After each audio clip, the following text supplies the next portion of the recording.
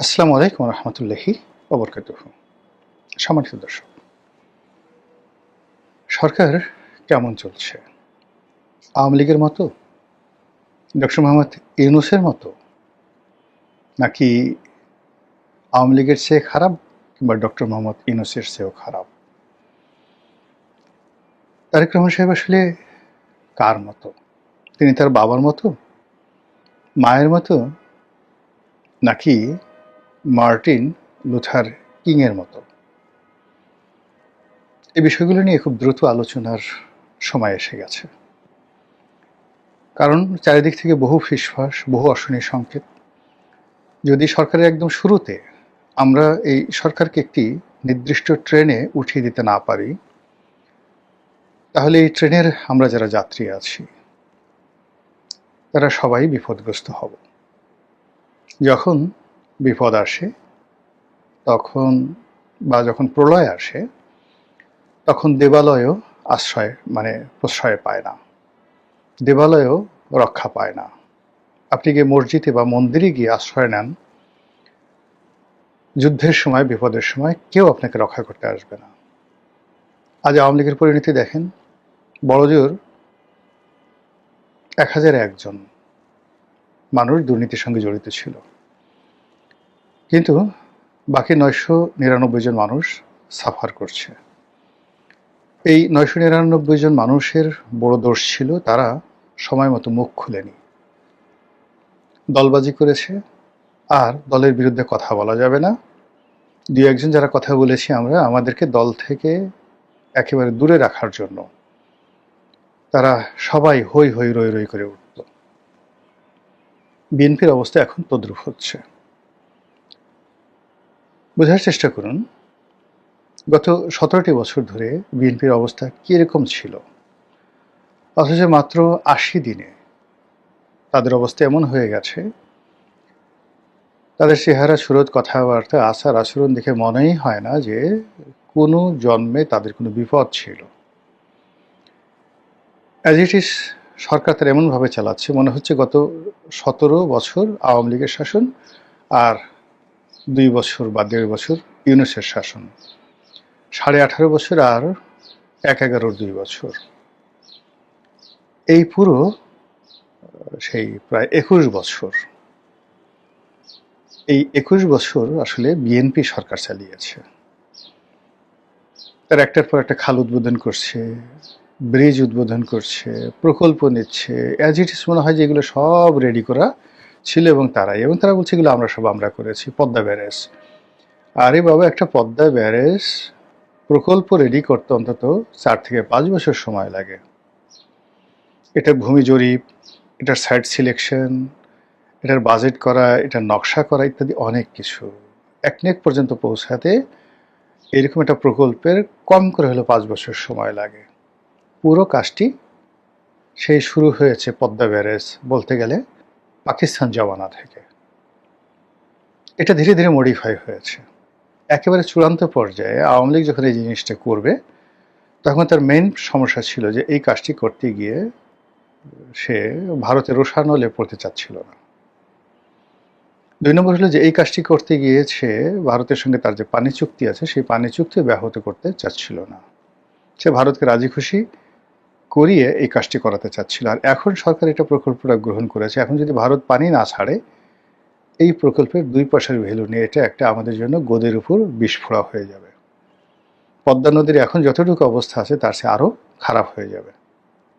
Total এই ব্যারেজের কারণে যতটুকু প্রবাহ আছে এটুকু নষ্ট হয়ে যাবে যদি ভারত পানি না দেয়। এনিওয়ে, তো এই সকল বিষয় নিয়ে কিন্তু কেউ কথা বলছে না বিএনপির মধ্যে। বিএনপির একজন সংসদ সদস্য আছেন, বীর মুক্তিযোদ্ধা ফজলুর রহমান। তিনি খুব আকার ইঙ্গিতে কৌশলী কথা বলেছেন যে বিএনপি যদি আওয়ামী লীগের মতো মন্দ কাজ করে, তাহলে আওয়ামী লীগের চাইতেও তাদের পরিণতি আরও খারাপ হবে। এর কারণ হলো আওয়ামী লীগ আগের থেকে প্রস্তুত ছিল, তারা দৌড়ে পালিয়ে যাবে। 2 নম্বর হলো তারা ভারত যেতে পেরেছে।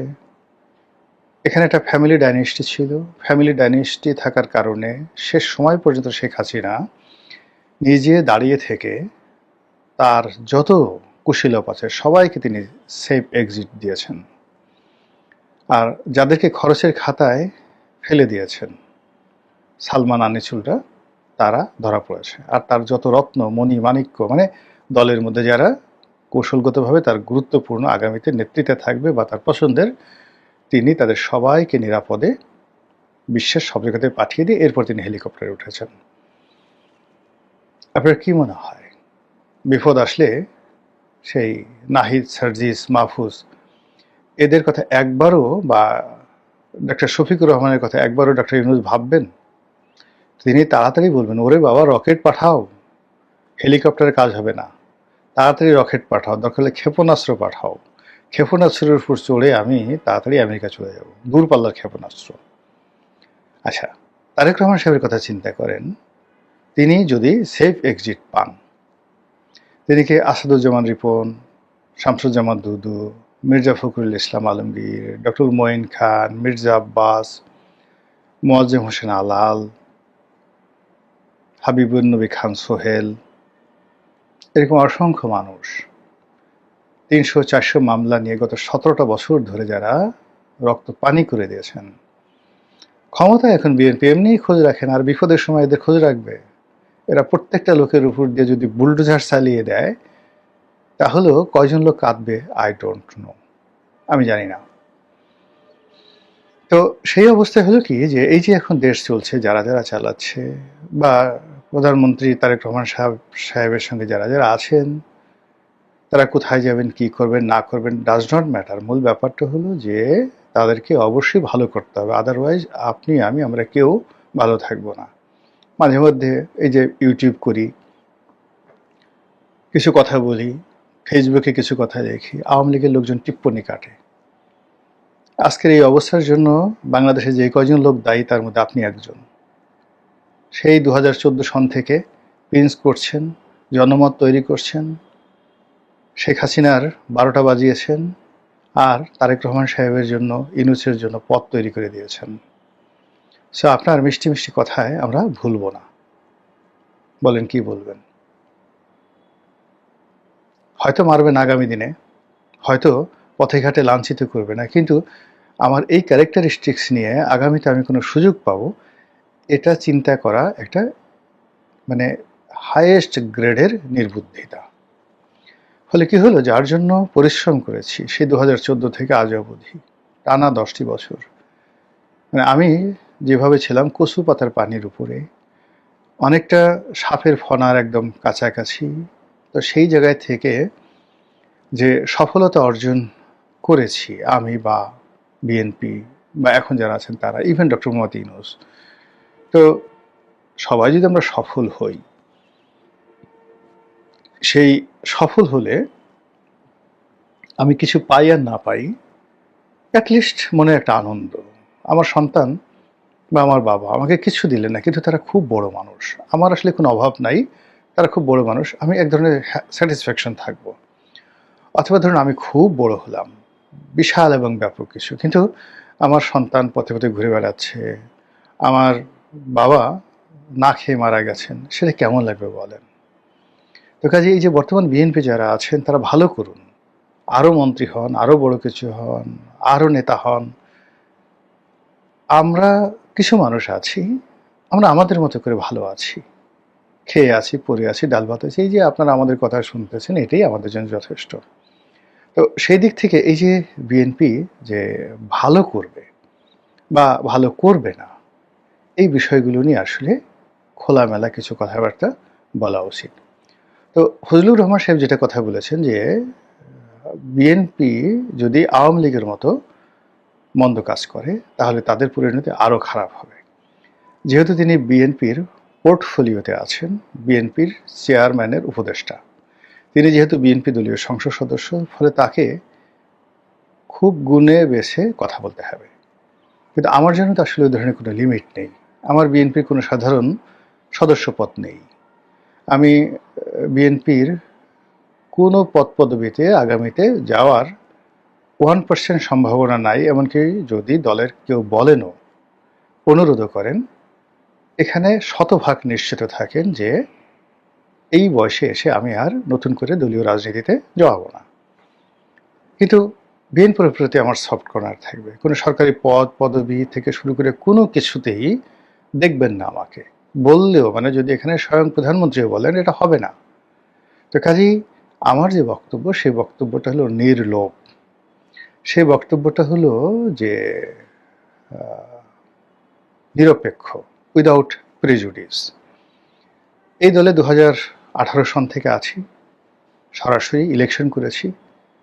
এ দলের যে কোনো পদ পদবি, তারপরে এমপি হওয়া, মন্ত্রী হওয়া, এটা আমার জন্য খুবই সহজ একটা বিষয় ছিল, সহজলভ্য ছিল, হয়তো এখনো আছে। কিন্তু আসলে আমার মনে হচ্ছে আমি এখন যে কাজগুলো করছি এটাই আমার জন্য উপযুক্ত এবং এখানে আমি কমফোর্ট জোনে আছি। তো সেই কারণে বিএনপির যে কোনো কথা আমরা সুন্দর করে বলতে পারবো।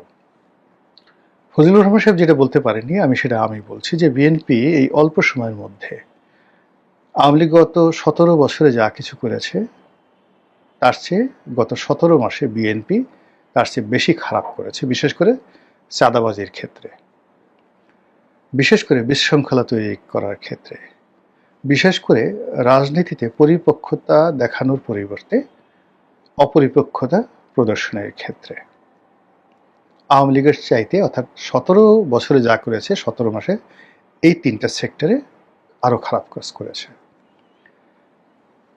আর যে কাজগুলো এখন তারা করছে, বিশেষ করে শিক্ষা প্রতিষ্ঠানগুলোতে ছাত্র দলের কোথাও সুসংগঠিত একটি সংগঠন নেই। আজকে আমি যখন এই কাজটা মানে এই ভিডিওটা করছি তখন গাজীপুরে যেটা ডুয়েট, সেখানে ভিসি নিয়োগকে কেন্দ্র করে প্রচণ্ড মারামারি হচ্ছে। এটা থামবে না। এবং ঢাকা বিশ্ববিদ্যালয়ে যদি এই মারামারি হয়, বুয়েটে এটা হয়, ঢাকা কলেজে এটা হয়, বিশ্বাস করেন শিবিরের সঙ্গে ছাত্রদল কতটা পারবে আই ডোন্ট নো। এবং আজকের দিন পর্যন্ত চট্টগ্রাম বিশ্ববিদ্যালয়, রাজশাহী বিশ্ববিদ্যালয়, ঢাকা বিশ্ববিদ্যালয়, সিলেটের শাহজালাল বিজ্ঞান ও প্রযুক্তি বিশ্ববিদ্যালয়, এই জায়গাগুলোতে ছাত্র লীগ এবং ছাত্র শিবির তারা যেভাবে ওত পেতে বসে আছে